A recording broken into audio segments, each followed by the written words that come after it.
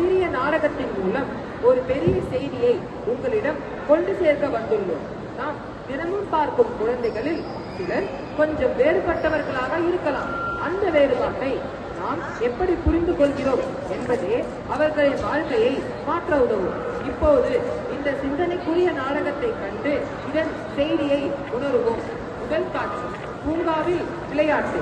பள்ளி ஆசிரியையான ஒரு தாய் தனது குழந்தையுடன் விளையாட இங்கே வருகிறார். அவள் தனது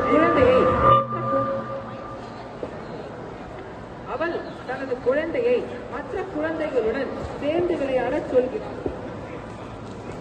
இந்த சூழ்நிலையில் அந்த குழந்தையின் நடத்தை எவ்வாறு வேறுபடுகிறது என்பதை உற்று நோக்குங்கள். கதாபாத்திரங்கள்: தாயாக சந்தியா, குழந்தையாக ஜோவேன், சிறுவர்களாக அக்ஷய் மற்றும் ருத்ர கைலாஷ். இடம் பூங்கா. பாரு, நம்ம பார்த்து கொண்டு வர எத்தனை பேர் அதை விளையாடிட்டு இருக்காங்க. கால் பண்றாங்க. இது பாரு ஜோ, அம்மாக்கு ஒரு இம்பார்ட்டன்ட் ஃபோன் கால் இருக்கு. நான் போய் பேசிட்டு வந்துடுறேன். அது வரைக்கும் இங்க நீ சமத்தா குட் கேர்லா உட்காந்து விளையாடிட்டு இருக்கேன். ஓகேவா? நான் வந்துடுறேன்.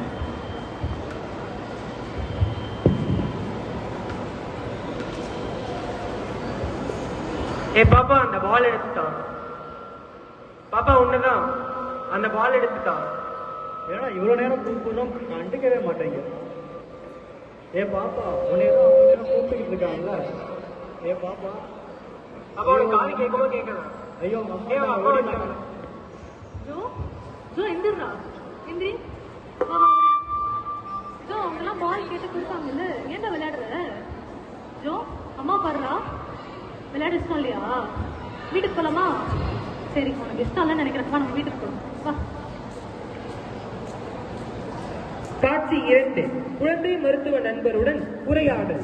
தன் குழந்தையின் நடத்தை குறித்து கவலைப்படும் தாய் தனது குழந்தை மருத்துவ நண்பரை போன் மூலம் அழைத்து தனது சந்தேகத்தை பகிர்கிறார். கதாபாத்திரங்கள்: தாயாக சந்தியா, குழந்தையாக ஜோவேன், சந்தியாவின் தோழி மற்றும் குழந்தை நல மருத்துவராக அபிநயா. இடம் வீடு. ஹலோ ஹலோ, அபி எப்படி இருக்க? நான் நல்லா இருக்கேன். நீ எப்படி இருக்க? ஏதோ இருக்கேன். என்ன வாய்ஸ் ஒரு மாதிரி இருக்கு? இல்ல, எல்லாம் இந்த ஜோ பாப்பா தான். என்னாச்சு? அவ யாரோடய சரியா பேசவே மாட்டாடி. ஒரு மாதிரி தனியாவே உட்காந்துட்டு இருக்கா. அப்பப்போ சீலிங் ஃபேனை வேற பார்த்துட்டு உட்காந்துட்டு இருக்கா. ஹோம் ஒர்க்கே பண்ண மாட்டேன். பார்த்து கூட பேச மாட்டாடி. சரி, நீ கிளினிக் போயேன். சும்மா பேசாம இருக்கிறதுக்குலாம் எதுக்கடி ஹாஸ்பிட்டல் வரணும்? சும்மா காடி செக் பண்ணிட்டு அவனுக்கு மனசு நிம்மதியா இருக்குல்ல. காலையில ஏன்டிக்கிட்ட காட்டிட்டு உடனே எப்படி நிற்கும்? ஏன்டியா? சரி, ஓகே, நான் இந்த வீக்கெண்ட் நான் கூப்பிட்டு வரேன் பாப்பாவை. சரி, வச்சுருண்டி.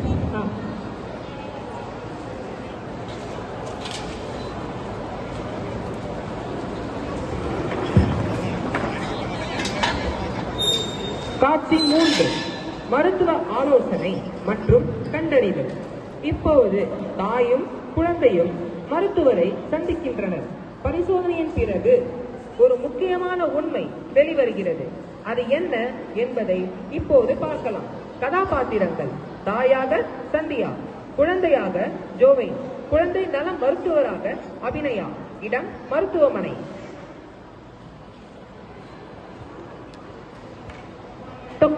வரலாமா? என்ன கேள்வி? உள்ளவா? ஜோ கூட்டு வந்திருக்கேன். ஹாய் ஜோ, எப்படி இருக்கீங்க? ஜோ ஹாய் சொல்லு. அபி ஆண்டி தெரியுதா யாருன்னு? ஹாய் சொல்றா. என்னாச்சு? நானே பிரச்சனை. அவ யாரோடய சரியா பேசவே மாட்டா. ஒரு மாதிரி தனிமையிலே எப்ப பாரு இருக்கா. நான் கூட்டாலும் இது மாதிரிதான் விளையாடிட்டு இருக்கா. இது என்னன்னு எனக்கு ஒன்றும் புரியலடி. நீ இந்த கிட்ட காட்ட சொல்ல, நீ காட்டிட்டியா? அவங்க காதுலாம் எந்த பிரச்சனையும் இல்லைன்னு சொல்றாங்க. என்ன பண்றது? காது நல்லாதான் இருக்கு. எனக்கு தெரிஞ்சு பாப்பாக்கு ஆட்டிசம் இருக்குன்னு நினைக்கிறேன். என்னடி சொல்றேன்? ஏதோ பெரிய நோய் பேர்லாம் சொல்லிட்டு இருக்கேன். அதெல்லாம் ஒன்றும் இருக்காது. Sandhya, calm down. ஆட்டிசம் ஒரு நோயோ இல்லை குறையோலாம் இல்லை. Autism just a condition. இந்த மாதிரி இருக்க குழந்தைங்களுக்கு தனியாக இருக்க பிடிக்கும். இவங்களோட வளர்ச்சி இல்லை பிஹேவியர் மற்ற குழந்தைங்களை விட கொஞ்சம் டிஃப்ரெண்ட்டாக இருக்கலாம். ஐ கான்டாக்ட் மேக் பண்ணாமல் இருக்கலாம். அவ்வளோதான். They just different, but they not deceased or anything. சரி, இப்போ இவளுக்கு ஆட்டிசமாக இல்லையான்னு எப்படி நம்ம கன்ஃபார்மாக சொல்ல முடியும்? ஏதாவது பிளட் டெஸ்ட் ஸ்கேன் எதாவது எடுக்கணுமா? பிளட் டெஸ்ட் ஸ்கேன் வச்சுலாம் இதை கண்டுபிடிக்க முடியாது. பாப்பாவோட பிஹேவியர் வச்சு தான் அதை கண்டுபிடிக்க முடியும். இதுக்கு எம்சாட்னு ஒரு கொஸ்டின் இருக்குது. நான் உனக்கு அதை கொடுக்குறேன். 20 கொஸ்டின்ஸ் தான் இருக்கும். நீ ஃபில் பண்ணி எடுத்துகிட்டு வா. அது ஒரு ஸ்க்ரீனிங் டூல் தான். அதுக்கடுத்து நம்ம டயக்னோஸ்டிக் டூல் வச்சு டயக்னோஸ் பண்ணணும். சரி, சரி நீ சொல்றதெல்லாம் வச்சு பார்த்தா இவ கடைசி வரைக்கும் தனியாவே இருந்துடும் போலயே. இதுல எல்லாரும் ஒதுக்கி வச்சிருவாங்களா? நான் போனதுக்கு அப்புறம் இதுல யாரடி பாத்துக்கிறது? அவ்வளோலாம் நடக்காது சந்தியா. இது வந்து நீ மாத்திரை கொடுத்தோ இல்ல சிரப் குடிச்சோன்னா இதுவாகாது. இந்த மாதிரி கண்டிஷனுக்கு நம்ம முதல்ல ஸ்பீச் தெரப்பி, பிஹேவியர் தெரப்பி, அதாவது அப்ளை பிஹேவியர் அனாலிசிஸ், பேச்சு பயிற்சி, அப்புறம் ஆக்குபேஷனல் தெரப்பி இதெல்லாம் கொடுத்து தான் சரி பண்ண முடியும். ஆனால் இதெல்லாம் தாண்டி முக்கியமான ட்ரீட்மெண்ட் என்ன தெரியுமா? பேரண்ட்ஸ் தான். இந்த மாதிரி ஆட்டிசம் இருக்க குழந்தைங்களுக்கு வீட்டில் எப்படி அவங்க நிதானமாக ஹேண்டில் பண்ணுறாங்களோ அதை வச்சு தான் அந்த குழந்தையோட கண்டிஷனும் இம்ப்ரூவ் ஆகும். நீ வந்து பாப்பாவை நிதானமாக ஹேண்டில் பண்ணி ஸ்பீச் தெரப்பி இந்த மாதிரி தெரப்பி அண்ட் ட்ரைனிங் செஷன்ஸ்லாம் கன்சிஸ்டண்ட்டாக கூட்டிகிட்டு போனாலே பாப்பா இம்ப்ரூவ் ஆகிடுவாங்க. சரி இப்போ என்ன பண்ணுறது அடுத்தது? இப்போதைக்கு நீ போய் அந்த கொஸ்டினை ஃபில் பண்ணிட்டு வா. இதுக்கே தெரிஞ்சிச்சுன்னு தெரிஞ்சதுன்னா நம்ம உடனே ஸ்பீச் தெரப்பி ஆரம்பிச்சிடலாம். சரி என்னமோ சொல்கிறேன், உன்னை நம்புறேன். நம்ம போய் அந்த கொஸ்டினை ஃபஸ்ட்டு ஃபில் பண்ணி எடுத்துக்கலாம். சரி வா ஜோ போகலாம். பாய் ஜோ.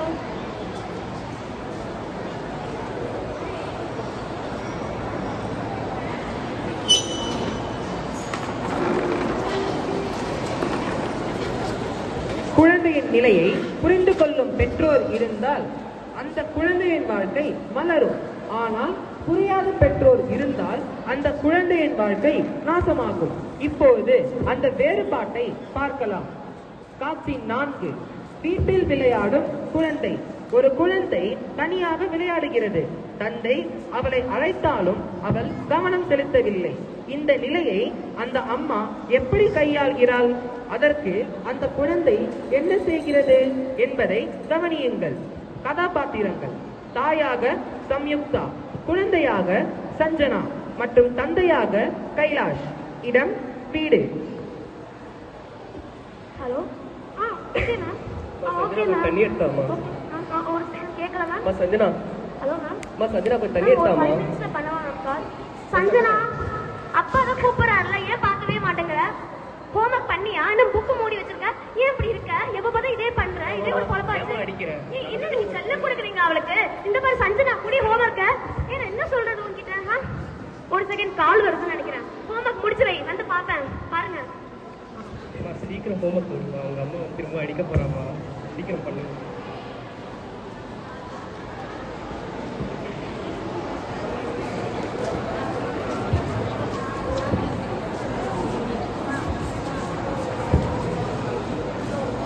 காட்சி 5. பள்ளி, சமூக சவால்கள். இந்த குழந்தை பள்ளியில் சக நண்பர்களாலும் மற்றும் பிற விஷயங்களால் எப்படி பாதிக்கப்படுகிறாள் என்பதை பாருங்கள். கதாபாத்திரங்கள்: குழந்தையாக சஞ்சனா, ஆசிரியையாக சந்தியா, மற்ற சிறுவர்களாக வினோதினி, ருத்ர கைலாஷ் மற்றும் அக்ஷய். இடம் வகுப்பறை.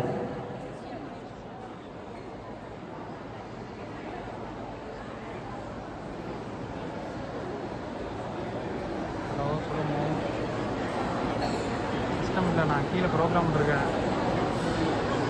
பாய் பாய். Hello check.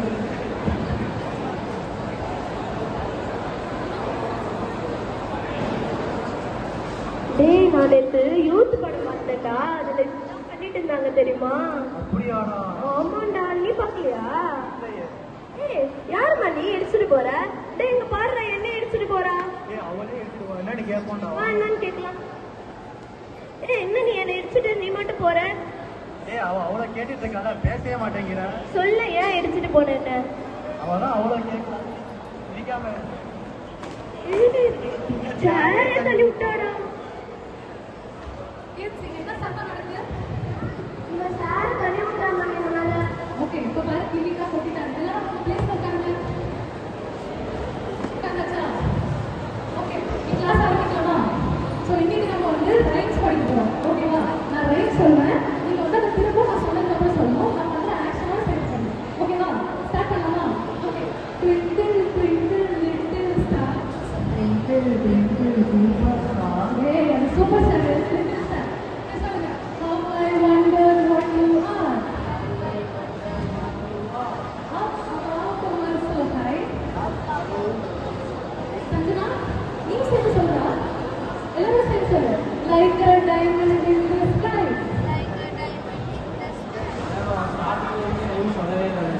சரி, ஓகே, அவருக்கு சொல்லலாம். சஞ்சனா சொல்றா. என்ன சொல்ல ஆரம்பிக்கணுமா?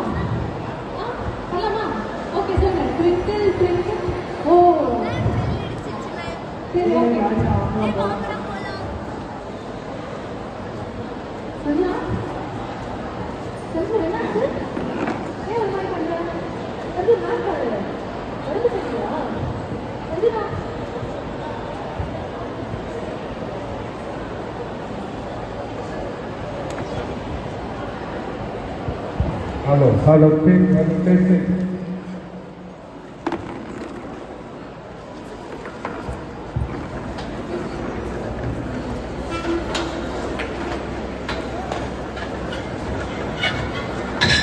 காட்சி 6. பள்ளி முதல்வரிடம் ஆசிரியர் உரையாடல். ஆசிரியர் அந்த குழந்தையின் நடத்தையை முதல்வரிடம் கூறுகிறார். மேலும் பெற்றோரை சந்திக்க முடிவு செய்கிறார்களா? ஆசிரியர் பெற்றோர் சந்திப்பிற்கு ஏற்பாடு செய்யப்படுமா? பாருங்கள். கதாபாத்திரங்கள்: பள்ளி முதல்வராக சஞ்சய், ஆசிரியையாக சந்தியா. இடம் பள்ளி முதல்வரின் அறை.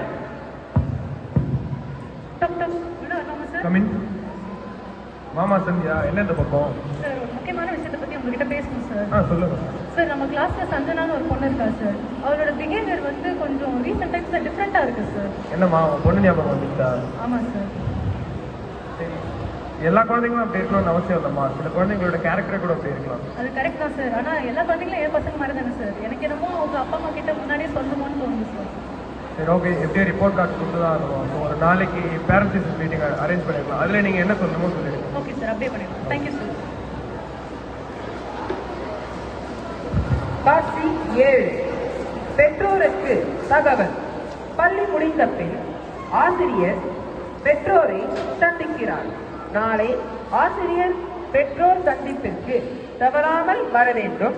நான் ஒரு முக்கியமான விஷயம் பேச வேண்டும் என கூறுகிறார். கதாபாத்திரங்கள்: குழந்தையாக சஞ்சனா, தாயாக சம்யுக்தா, ஆசிரியையாக சந்தியா, வினோதினியின் தாயாக சரஸ்வதி, மற்ற சிறுவர்களாக வினோதினி, ருத்ர கைலாஷ். இடம் பள்ளி. ஓகே கிட்ஸ், எல்லாரும் வீட்டுக்கு பேரண்ட்ஸ் வந்ததுக்கு அப்புறம் போலாம். ஓகேவா? சண்டை போடாம நில்லுங்க. சார், எக்ஸ்கியூஸ் மீ சார், ஒரு நிமிஷம் சார். நாளைக்கு வந்து ஒரு பேரண்ட்ஸ் டீச்சர் மீட்டிங் அரேஞ்ச் பண்ணியிருக்கோம் சார். இல்லை, சஞ்சனோட பிஹேவியர் பற்றி பேசணும். நாளைக்கு நான் எல்லாமே தெளிவாக சொல்கிறேன். நீங்கள் மறக்காம கண்டிப்பாக நாளைக்கு கூப்பிட்டு வந்துடுங்க சார். சஞ்சனா போடா, அப்பா வந்துட்டாங்க பாரு. Bye by.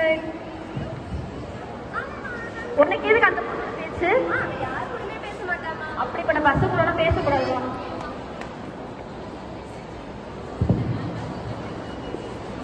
காட்சி 8. தவறான புரிதல். ஆசிரியரின் வார்த்தைகளை பெற்றோர் தவறாக புரிந்து கொள்கிறார்கள். வீட்டில் என்ன நடக்கிறது என்பதை பாருங்கள். கதாபாத்திரங்கள்: குழந்தையாக சஞ்சனா, தாயாக சம்யுக்தா மற்றும் தந்தையாக கைலாஷ். இடம் வீடு. இந்தா பொண்ணு என்னமோ பண்ணி வச்சிருக்கா ஸ்கூல்ல. எனக்கு தெரியாது. நான் என்ன சொல்றீங்க? என்ன சொன்னாங்க? தெரியல, உங்க பொண்ணு ஏதோ பிஹேவியர் இஷ்யூன்னு சொல்றாங்க. நீயே போய் பார்த்துட்டு வர. தெரியாது. என்னடி பண்ண? உங்க அப்பா கஷ்டப்பட்டு சம்பாதிச்சு ஒரு படிக்க வைக்கிறாரு. இத கூட ஒழுங்கா நீ ஹோம்வொர்க் பண்ணாத சொல்ல கொடுத்தீங்க. அதனால இப்ப ஹோம்வொர்க் பண்ணாம வந்து நிக்கிறா. இதே பொழப்பா போச்சு. ஒரு ஹோம்வொர்க் ஒழுங்கா பண்றதா இல்ல. நாளைக்கு பேரண்ட்ஸ் டீச்சர் மீட்டிங் இருக்கு. போறேன், என்னன்னு சொல்லிட்டு வரேன் மேம் இவளை பத்தி.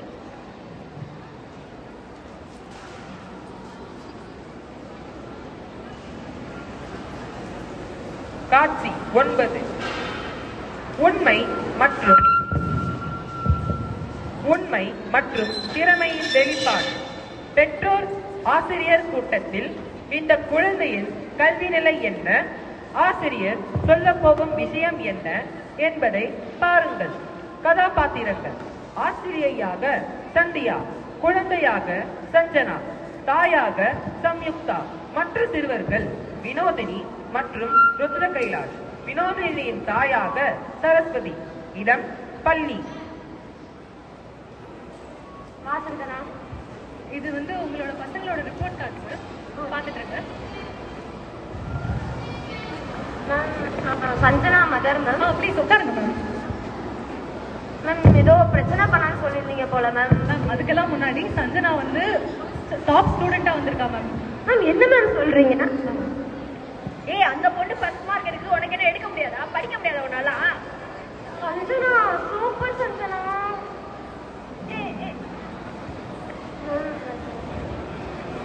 நேற்று ஹோம்ஒர்க்லாம் பண்ணலன்னு சொல்லி கொஞ்சம் அடிச்சிட்டேன் மேம். அதான் இப்படி பண்றா. சந்தனா கண்ணா அம்மா கிட்ட வாங்க, அம்மா அடிக்க மாட்டா, வாங்க. மேம் இதை பத்தி தான் மேம் பேசணும்னு சொல்லியிருந்தேன். என்ன மேம்? மேம் சந்தனோட பிஹேவியர் ரீசெண்ட் டைம்ஸ்ல கொஞ்சம் டிஃப்ரெண்டா இருக்கு மேம். என்னன்னு கொஞ்சம் சொல்றீங்களா? புரியல மேம். அவ எப்பயுமே தனியா இருக்கா, யாரோடையும் பழக மாட்டா, பொம்மை டாய் வச்சுட்டு விளையாடிட்டே இருக்கா. மேம். இந்த வயசு பாத்தீங்க அப்படிதானே மேம் இருப்பாங்க. அப்படிதான் மேம் நானும் நினைச்சேன். ஆனா இது ரொம்ப நாளா போயிட்டு இருக்க மாதிரி இருக்கு. எனக்கு என்னமோ இது ஒரு டாக்டர் கிட்ட காமிக்கிறது நல்லதுன்னு மேம். சின்ன சின்ன விஷயம் டாக்டர்கிட்ட போக முடியுமா மேம்? சொல்லுங்க மேம். மேம் இல்ல மேம், எனக்கு என்னமோ இந்த ஃபீச்சர்ஸ் எல்லாம் பாக்குறப்போ ஆட்டிசமா இருக்கு. என்ன மேம் என் பொண்ணு லூசு சொல்றீங்களா? நான் பாத்துக்கிறேன் மேம். டென்ஷனா இருக்கு. ஆட்டிசம்ன்றது ஒன்றும் ஒரு பெரிய நோய் கிடையாது மேம். என் பொண்ணு எனக்கு பாத்துக்கிறேன். சஞ்சனா வா போலாம். மேம் இருங்க மேம், என்னோட குழந்தை ஆட்டிஸ்டிக் தான் மேம். என்ன மேம் சொல்லுங்க? ஐயோ எனக்கு புரியுது மேம், ஒரு அம்மாவா இதை கேட்கறப்ப எப்படி இருக்கும்னு புரியுது. ஆனா ஆட்டிசம்ன்றது ஒன்றும் ஒதுக்கப்பட வேண்டிய விஷயம் ஒன்றும் இல்லை மேம். அவங்க நம்மளோட டிஃப்ரெண்டா இருப்பாங்க. உங்களுக்கு எப்படி வேற இன்ட்ரெஸ்ட், எனக்கு வேற இன்ட்ரெஸ்ட் இருக்கோ, அவங்களுக்கு வேற இன்ட்ரெஸ்ட் இருக்கும். அதுல அவங்க பண்ணணும்னு ஆசைப்படுவாங்க, தனியா இருக்கணும்னு ஆசைப்படுவாங்க. அவ்வளவுதான் மேம். கொஞ்சம் யோசிச்சு பாருங்க மேம். ஃபியூச்சர் அஃபெக்ட் பண்ணுமா மேம் இதெல்லாம்? ரொம்ப அதுக்கு தான் மேம் ஒரு டாக்டர் கிட்ட போய் காமிக்கிறது நல்லதுன்னு சொல்றேன். எனக்கு தெரிஞ்ச ஒரு குழந்தை டாக்டர் இருக்காங்க, டாக்டர் அபிநயான்னு சொல்லிட்டு. என் குழந்தைய நான் உங்ககிட்ட தான் மேம் காட்டுறேன். நீங்க வேணா அவங்க கிட்ட காமிச்சு பாருங்க மேம். அவசரப்படாம முடிவெடுங்க மேம். சரி மேம். நான் போய் பார்க்குறேன் மேம் டாக்டர். சஞ்சனா வா போலாம். சஞ்சனா போடா வா.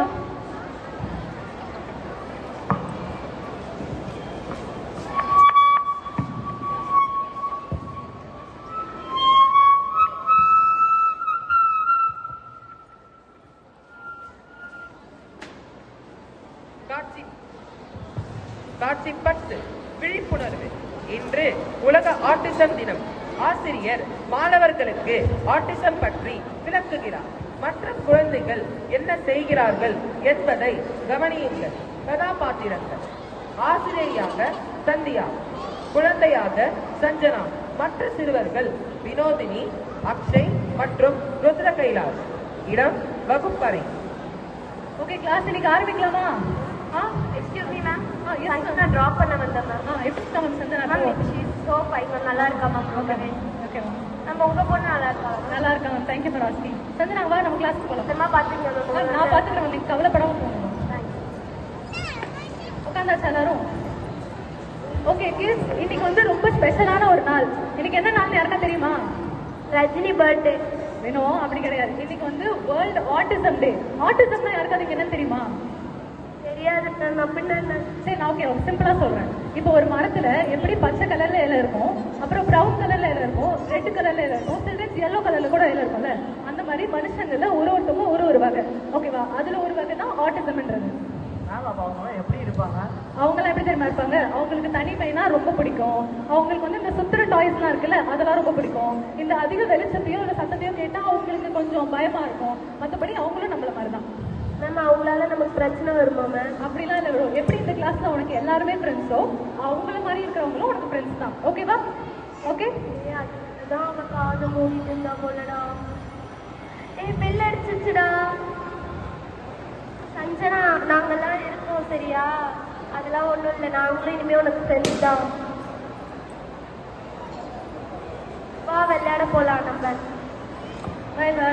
By bye bye by.